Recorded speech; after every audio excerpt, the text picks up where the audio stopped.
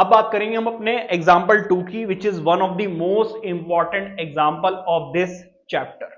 इस चैप्टर का सबसे ज्यादा इंपॉर्टेंट एग्जाम्पल, इनफैक्ट ये सबसे ज्यादा इंपॉर्टेंट क्वेश्चन भी है।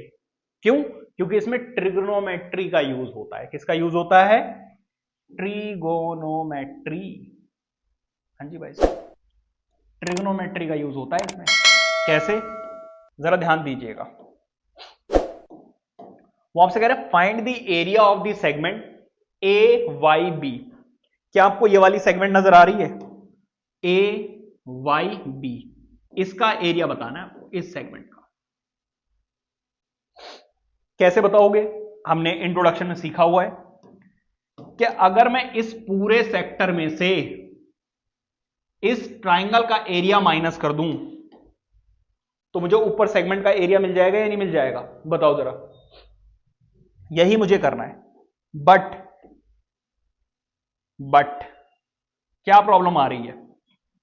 देखो जरा, क्या आपको ये वाला ट्राइंगल नजर आ रहा है? ए ओ बी, ये वाला ट्राइंगल नजर आ रहा है? मैं इसको घुमाकर ऊपर बना रहा हूं दोबारा से। क्यों बना रहा हूं? अभी बात क्लियर हो जाएगी। भाई हमें अगर इस ट्राइंगल का एरिया निकालना है तो हमें जरूरत पड़ेगी बेस और हाइट की। बेस क्या है? ए बी, और हाइट ये वाली होनी चाहिए। दोनों ही गिवन नहीं है, ठीक है। अगर इक्विलैटरल ट्राइंगल होता तो हम √3/4 साइड का स्क्वायर लगा देते, बट यहां पर ऐसे नहीं होगा। तो अब मैं इस ट्राइंगल को दोबारा से बना रहा हूं ऊपर। देखो जरा ध्यान दीजिए, ये वाली साइड इसके इक्वल है या नहीं है? क्योंकि 21 सेंटीमीटर 21 सेंटीमीटर, भाई रेडियस ऑफ सर्कल क्या रहती है? सेम रहती है या नहीं रहती है? इसका मतलब ये क्या है? एक आइसोसेलेस ट्राइंगल है, ठीक है। और अगर आइसोसेलेस ट्राइंगल है तो इसके ऊपर मैं परपेंडिकुलर ड्रॉ करूंगा तो वो परपेंडिकुलर क्या करेगी? इसको परपेंडिकुलरली बाइसेक्ट करेगी। क्या करेगी? परपेंडिकुलरली बाइसेक्ट करेगी, जो कि क्या है? Median of the triangle. इसको चलो नाम रख देते हैं पी। क्या नाम रख दिया मैंने? पी। अब जरा ध्यान दीजिए, ये ऊपर वाला जो ये वाला एंगल था जिसको मैंने घुमा के लिखा, ऊपर था 120। अगर 120 था तो ये वाला एंगल हो जाएगा 60 और ये वाला एंगल भी क्या हो जाएगा? 60। अभी ट्राइंगल वाले चैप्टर में हमने सीखा भी था, ठीक है जी। तो ये सारी चीजें निकल के आ गई सामने। अब जरा सबसे इंपॉर्टेंट जो चीज है उस पर ध्यान दीजिए। भाई क्या आपको ट्राइंगल ए पी ओ नजर आ रहा है, जो कि एक राइट एंगल ट्राइंगल है? अच्छा, 90 डिग्री के सामने वाली जो साइड होती है वो हाइपोटेन्यूज होती है नहीं होती है? और एंगल के सामने वाली जो साइड होती है वो परपेंडिकुलर, मतलब यहां से यहां तक क्या है? परपेंडिकुलर। और ये क्या हो गया मेरा? यहां से यहां तक बेस हो गया। क्या हो गया? बेस। इसका मतलब इस वाले ट्राइंगल में मैं पाइथागोरस थ्योरम, मतलब कि ट्रिग्नोमेट्री लगाकर साइड्स निकालूंगा, ठीक है जी। अब जरा देखो कैसे होगा। लेट रेडियस को आर से डिनोट कर रहे हैं, जो कि 21 सेंटीमीटर है। क्लियरली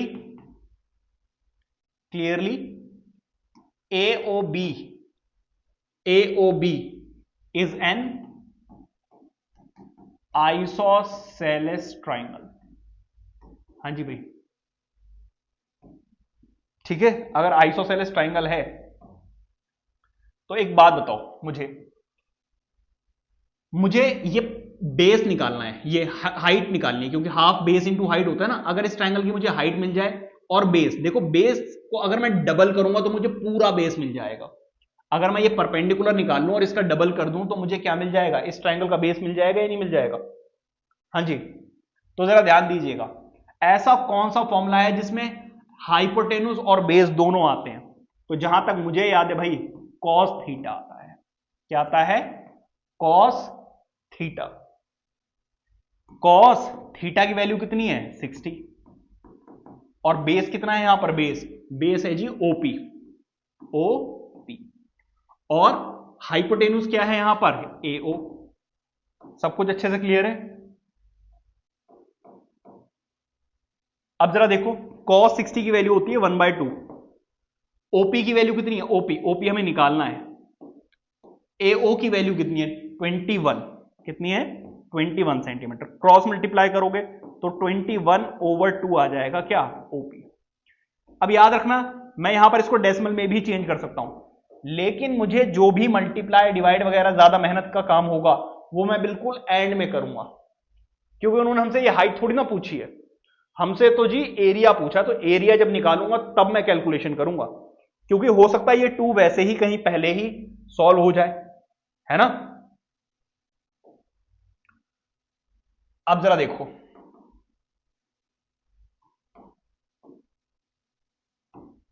अब अगर आप ध्यान दें तो बेस हमारे ये जो हाइट है इस ट्रायंगल की वो आ चुकी है, मुझे बेस निकालना है। ऐसा कौन सा फॉर्मूला है जिसमें पी और एच दोनों आते हैं, वो है जी साइन थीटा। साइन थीटा में आता है P over H. Sine theta, theta कितना है 60 डिग्री, परपेंडिकुलर क्या है यहां पर एपी, और हाइपोटेन्यूज क्या है यहां पर एओ। ठीक है जी। अब जरा ध्यान दीजिए, साइन 60 की वैल्यू होती है √3/2। एपी कितना है, एपी ये तो हमें निकालना है, एओ कितना है 21, इसको इधर मल्टीप्लाई कर दो तो 21√3/2 सेंटीमीटर, ये आ गया जी हमारा एपी। लेकिन क्या इस ट्रायंगल का बेस एपी है, नहीं, इसका ट्रायंगल का बेस क्या है एबी। तो एबी कैसे मिलेगा आपको, अगर आप एबी निकालना चाहते हैं तो एपी का डबल करना पड़ेगा। भाई एपी का डबल कर दोगे तो एबी मिल जाएगा, एबी ऐसे ही छोड़ दो 2 इंटू एपी, और एपी की वैल्यू देखो अभी निकाली हमने, ये रही, विच इज 21√3/2। 2 से 2 कैंसिल आउट, एबी की वैल्यू कितनी आ गई 21√3। क्या यहां तक सब कुछ अच्छे से क्लियर है।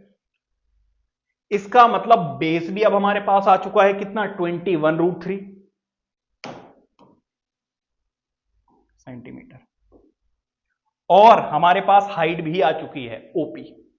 अब मैं बड़े ही आराम से इसको कर सकता हूं, अब मैं इसका एरिया बड़े ही आराम से निकाल सकता हूं।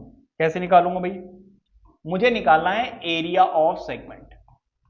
Area of segment, area of segment कैसे निकालते थे, थीटा ओवर 360, मतलब area of sector pi r square, minus area of triangle, area of triangle AOB, या फिर हाफ बेस इंटू हाइट। ठीक है जी। भाई इस पूरे सेक्टर में से इस ट्राइंगल का एरिया माइनस कर देंगे। आगे देखिए,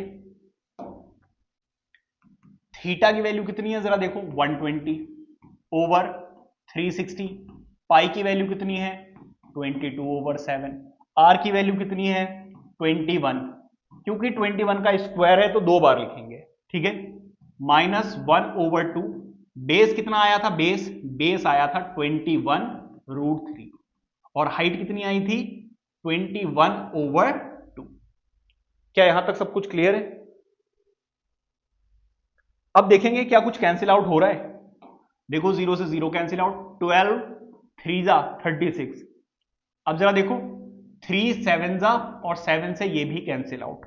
कुछ कॉमन आ रहा है क्या, कुछ कॉमन दिख रहा है। 21 जो है वो कॉमन है, 21 जो है वो कॉमन है। 21 जब मैं कॉमन लूंगा तो यहां बचेगा 22, माइनस यहां से जब 21 निकल गया तो देखो यहां पे क्या बचा 21√3/2, 2 जा 4। ठीक है जी, ये हमारा आंसर है एरिया ऑफ सेगमेंट। ये क्या है जी, area of A Y B, A Y B. लेकिन अगर आप बुक में देखो तो ये वाला आंसर वहां पे नहीं दिया हुआ है, थोड़ा सा आंसर डिफर कर रहा है। कैसे डिफर कर रहा है, हमारा ये आंसर बिल्कुल 100% सही है, बस मैं मैच करवा रहा हूं कि बच्चों को ये ना लगे कि भाई इसका आंसर कुछ और है मेरा आंसर कुछ और है। ठीक है, मैच करवा देता हूं। उन्होंने किया हुआ क्या, ये वाला पार्ट जो है वो एक्स्ट्रा है, क्योंकि हमारे पास यहां पर तो आंसर हम मैच कर पा रहे हैं, लेकिन एग्जाम में तो आप यही छोड़ दोगे। ठीक है जी। अब जरा देखो कैसे उन्होंने किया क्या है, उन्होंने ऊपर नीचे 4 से मल्टीप्लाई कर दिया एलसीएम लेने के लिए। जब आप ऊपर नीचे 4 से मल्टीप्लाई करोगे तो होगा क्या 4 इंटू 22, भाई 4 से मल्टीप्लाई डिवाइड, यहां तो 4 से करना ही नहीं है क्योंकि ऑलरेडी 4 है। अब देखो 1/4 कॉमन आ रहा है नहीं आ रहा है, तो 1/4 उन्होंने ले लिया है कॉमन। यहां पर देखो 4 को जब 22 से करोगे तो 88 माइनस 21√3 सेंटीमीटर का स्क्वायर उन्होंने ऐसे दिया हुआ है। दोनों आंसर बिल्कुल सही है, बस उन्होंने क्या किया, एलसीएम लेकर कॉमन ले लिया, अदरवाइज ये वाला भी आंसर बिल्कुल ठीक है। समझ में आ गई बात या नहीं? तो ये वाला क्वेश्चन इसीलिए इंपॉर्टेंट है क्योंकि इसमें ट्रिग्नोमेट्री वाली प्रॉपर्टीज यूज हो रही है। ठीक है, नोट कीजिए।